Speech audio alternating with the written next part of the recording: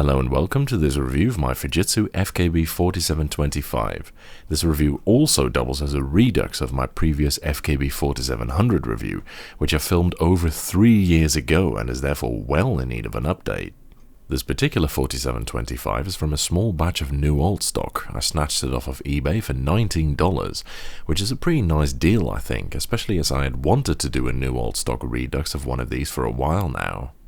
See, in my original review I hit on a few negatives that I was told at the time was not the case with specimens that were in superior condition, so a new old stock redux seemed like the perfect opportunity to test this. There's a fair age discrepancy between the two as well. While the older one is from 1993, the newer one appears to be from at least 2001, as the timestamps on the case have all run out over December 2000, so God knows when this was actually made. The FKB4700 series is a fairly common series of keyboards that Fujitsu put out to accompany their systems, but they're also OEM'd for other companies such as Triumph, Digital, Emerson, Data General, and some that I spotted at the recycling center, but I forgot what brands they were. Most were unbranded, but some, like this one, bear Fujitsu's own later logo. It uses Fujitsu Peerless switches, which are a bizarre and rather convoluted type of clicky dome with slider switch without an apparent clicky part. They consist of the standard rubber dome mat with membranes underneath, but above that is a sock with a spring, and above that sits the rather curiously shaped slider. The sensing membrane is held in a curved assembly with a barrel plate on top and a steel backplate, just like the IBM Model M, but unlike the Model M, it uses screws to hold the assembly together rather than melted rivets, which is a major advantage as it negates the need to do a bolt mod like on the Model M, which can be a pretty time-consuming affair. I'll actually be referencing the Model M a fair bit during this review, as this keyboard has a lot of parallels with it. Another weird thing is that despite being membrane-based, the lock lights are integrated into the keys, which is not easy considering they aren't soldered to anything. Instead, they're kind of held onto the membranes by rubber holding sleeves. It's not the only keyboard I've seen this system on, but it's pretty rare. The sliders on these LED keys are a bit different from those on the rest of the board, with a shorter but taller slot at the top, although I've also seen boards that are decked out with only these tall slot sliders. By the way, the rectangular cutouts and unique positions of them in the keys are a dead giveaway that a board has Peerless switches, so you can use them to instantly identify those boards. The switches have a somewhat sharp for a rubber dome, but overall rather faint tactility and a soft clicky noise.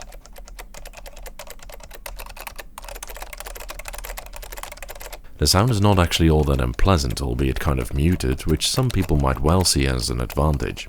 I think the clicky noise comes from the sock getting fired down when the dome collapses, but I'm not 100% sure to be honest. The switches appear to have been designed to mimic the Model M, and somewhat astonishingly, they actually vaguely feel like it. It's definitely not the same as buckling springs, and it's most certainly a lot quieter than the racket that comes off the Model M, but it's similar nonetheless. I'd say it's not as good though. It feels stiffer, less tactile, and not quite as smooth. The newer model in particular actually feels slightly less tactile even than the older one for some reason. The tactile bump in these is barely noticeable when typing at all. It feels more like slightly varying degrees of mush than any genuine sort of tactile event. Apart from this, I'd say there isn't too much of a difference in key feel between the two boards though, despite this one being new old stock. There is a noticeable difference in typing sound between the two though.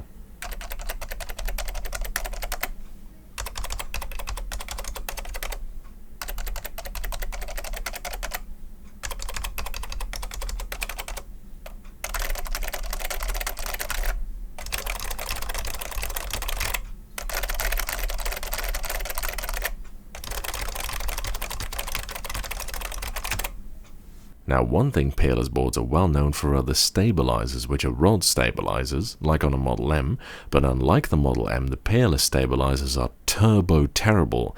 The keys bind so badly on off-center key presses that I had to mark the locations of the switches on the older model with these stickers, because if I pressed them anywhere other than directly on top of the switches, they would barely even go down. However, it was remarked by some viewers that their much more virgin, shall we say, keyboards didn't have this problem, and now that I have this new old stock specimen here, I can confirm that yes, when new old stock, Peerless keyboards don't have this problem, so it appears that the stabs just don't stand up to use or dirt or whatever very well. On the other hand, the spacebar, which is wire stabilized, is stabilized ridiculously well. I can press it on the side of the spacebar and it goes down just fine. In fact, it doesn't even rattle, and this is because the spacebar is weighted down using a torsion spring, which also has the side effect of preventing it from shaking all over the place. It's a quite elegant solution actually, maybe other manufacturers could take a hint off of it. Overall, the switches feel like buckling springs, except worse, but they sound a lot quieter.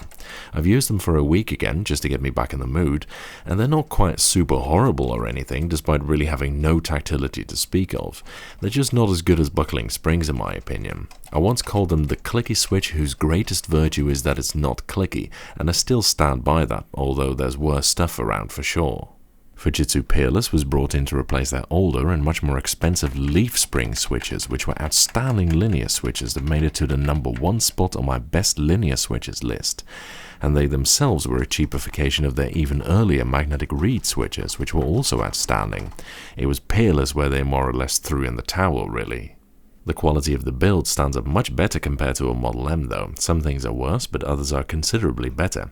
It's lighter than an M, even though at 1.8 kilos it still has considerable heft, and the ABS plastic shell is more prone to both yellowing and to breakage than the tough yet flexible shell of the Model M.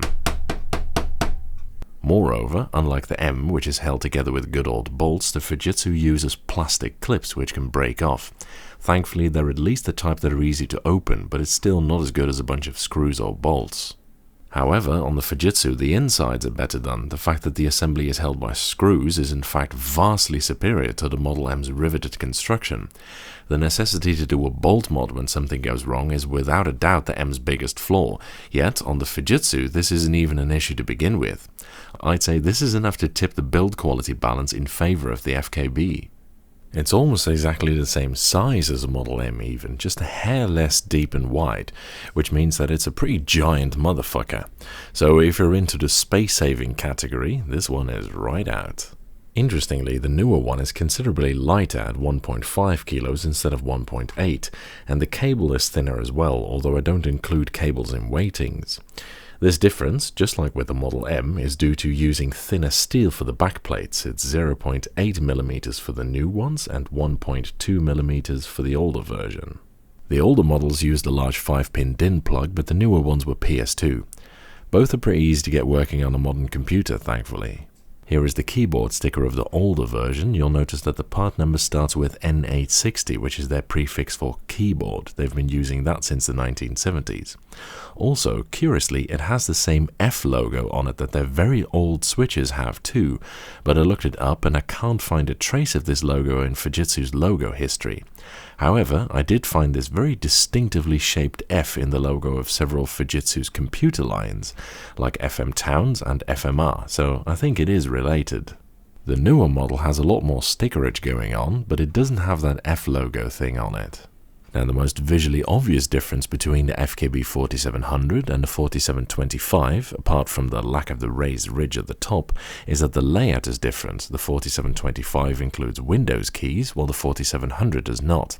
But not just that, the keycaps themselves also changed over time.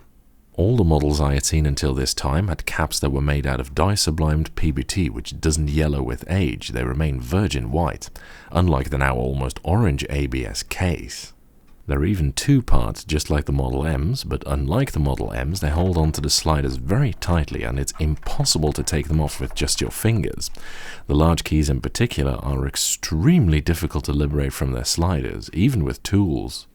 They're also one-way compatible with the Model M. The M's caps fit on the Fujitsu, but the Fujitsu's don't fit on the Model M. Overall, they're pretty good caps. I mean, it's quite hard to go wrong with PBT dye subs, right? Strangely though, I found that the newer model came with lasered caps instead, which surprised me because I found several FKB4725s over time at the recycling center and they all still use dye subs. This is a considerable downgrade though, as lasered lettering doesn't look as good, doesn't last as long, and gets dirty much quicker than dye sublimed print. Here I'll show you the difference with one of the older models' caps. As you can see, the lettering is much more high contrast and bolder than the lasered lettering is. What I think happened is that their die-sub machine wore out or something, and rather than spending a lot of money on repairing it, they decided to just buy a lasering machine and produce cheaper keycaps from now on. Not only that though, but the caps are also all white rather than the more common white and grey like on most keyboards. And not just that, unlike the older caps, which are almost impossible to pry off without a keycap puller, you can just take these off with your bare fingers without much difficulty at all, just like the caps on a Model M. And finally, they decided to make the entire bottom row convex, something that's also common on Dell keyboards. The older models didn't have that. Both models are still built very well, but the older keyboard does feel like it would stand the test of time a bit better, particularly with the difference in keycap quality.